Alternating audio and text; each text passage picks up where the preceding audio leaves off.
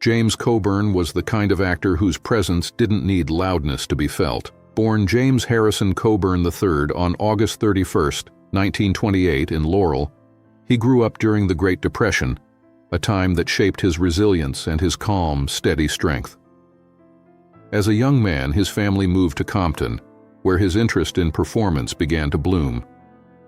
After serving in the United States Army during the Korean War, he studied acting at Los Angeles City College and trained under the respected coach Stella Adler. Coburn's early TV work built his reputation, and by the late 1950s he was already a familiar face, quiet, intense, and unforgettable.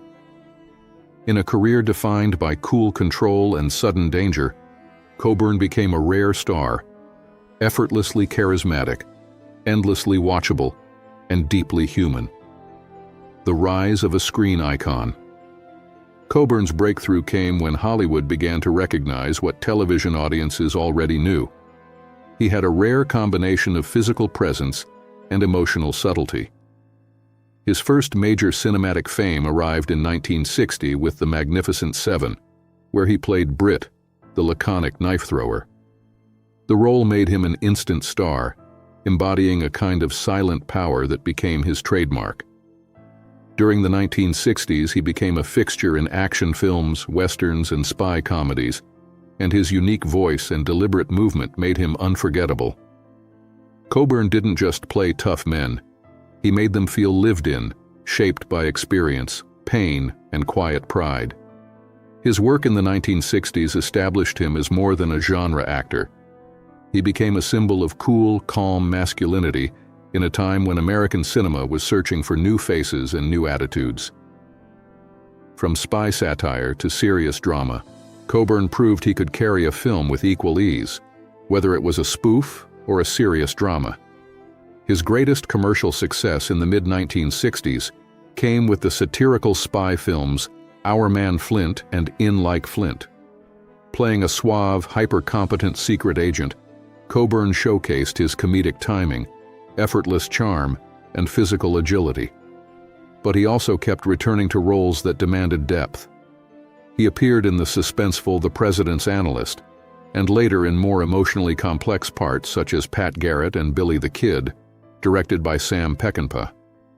These performances showed a side of Coburn that many audiences overlooked, a thoughtful actor capable of vulnerability, grief, and moral ambiguity.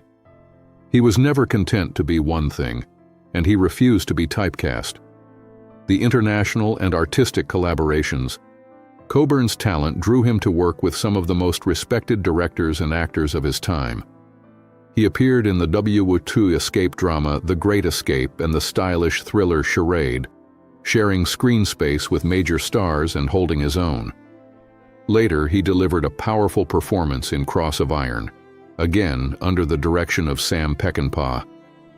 These films highlighted his ability to bring complexity to characters who might otherwise have been straightforward.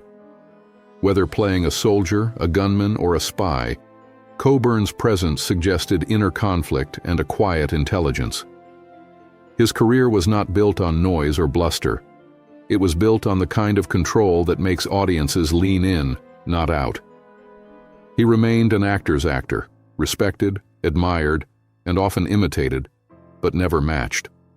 Pain, recovery, and a return to the spotlight. The 1980s brought a harsh setback. Coburn was diagnosed with debilitating rheumatoid arthritis, a condition that warped his body and stole his ability to work. For nearly a decade, the man known for physical control and quiet strength was forced to watch his career fade, yet he refused to surrender. Coburn explored holistic treatments and supplements and gradually regained enough health to return to acting. His comeback was not just a return to film, it was a triumph of perseverance and spirit. In 1999, he delivered what many consider his greatest performance, The Abusive, Broken Father in Affliction, directed by Paul Schrader. His work earned him the Academy Award for Best Supporting Actor, proving that his talent had not dimmed with time or suffering. The Hollywood Circle, Friends, Philosophy, and Martial Arts. Coburn was not just a film star, He was a man of wide interests and deep friendships. He belonged to the circle sometimes referred to as the Hollywood Rat Pack, where he spent time with peers like Steve McQueen, Bruce Lee, and Charles Bronson. His friendship with Lee was particularly influential. Coburn trained in martial arts under Lee's guidance and embraced the philosophy behind it: discipline, mindfulness, and inner strength. Their bond went beyond performance, rooted in shared curiosity and mutual respect. When Lee died in 1973, Coburn was among the pallbearers, standing beside fellow students such as Dan Inosanto. The friendship shaped Coburn's outlook and helped him survive his later physical challenges. The private life. 2 marriages and a lasting partnership. Coburn's personal life was marked by 2 significant marriages. In 1959, he married Beverly Kelly, and they had 2 children, a son and a daughter. Their 20-year marriage coincided with Coburn's rise to stardom, and it offered stability during a period of intense public attention. The couple divorced in 1979, ending a major chapter in Coburn's life. Over a decade later, he found love again with Paula Morad. They married on October 22, 1993 in Versailles, reflecting their shared love of culture and elegance. Paula became not just a spouse but a partner in Coburn's philanthropic work, and their bond was described by friends as warm, respectful, and deeply loving. Their partnership became a defining force in the final years of his life. Giving back, the Coburn Foundation. Together, James and Paula established the James and Paula Coburn Foundation, dedicated to supporting education, the arts, and medical research. Their philanthropy was deeply personal. Coburn's own struggle with rheumatoid arthritis made healthcare research a priority, and the foundation also funded scholarships and artistic projects. This work reflected Coburn's belief that success was not merely personal achievement, but responsibility.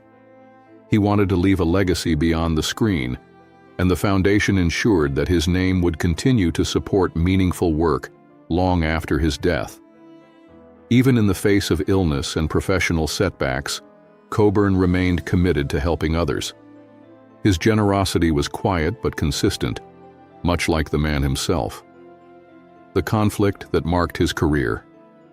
Despite his easygoing reputation, Coburn had one notable exception: his intense dislike for Yul Brynner. The two worked together on The Magnificent Seven, but their off-screen relationship was tense from the start. Brynner, already famous for The King and I, carried himself with a commanding presence that Coburn found arrogant and controlling. Brynner reportedly demanded top billing and disrupted filming to ensure he appeared perfectly on camera. Coburn, by contrast, valued teamwork and professionalism. Their clash reached a boiling point when Brynner confronted Steve McQueen over a scene, and Coburn later admitted he had never disliked anyone as much as Brynner. Their feud never became public spectacle, but it shaped Coburn's memory of the film and stands as a rare crack in his usually calm demeanor. Conclusion: a legacy of strength and quiet cool. James Coburn's life was a study in contrast: calm yet intense, tough yet sensitive, private yet legendary. He rose from humble beginnings to become a Hollywood icon, but never lost the grounded, quiet strength that defined him. He survived illness, pain, and career setbacks, returning to the screen to earn the highest honor in acting. Off-screen, he was a thoughtful man, interested in philosophy, music, and world travel, who valued loyalty and integrity above fame. His friendships with figures like Bruce Lee and Steve McQueen reflected a life lived beyond the spotlight, and his foundation ensured his compassion would continue after he was gone. Coburn died on November 18, 2002 in Beverly Hills, and his wife Paula Morad followed less than 2 years later. But his legacy remains: the cool, controlled power of a man who never stopped fighting, even when the battle was against his own body.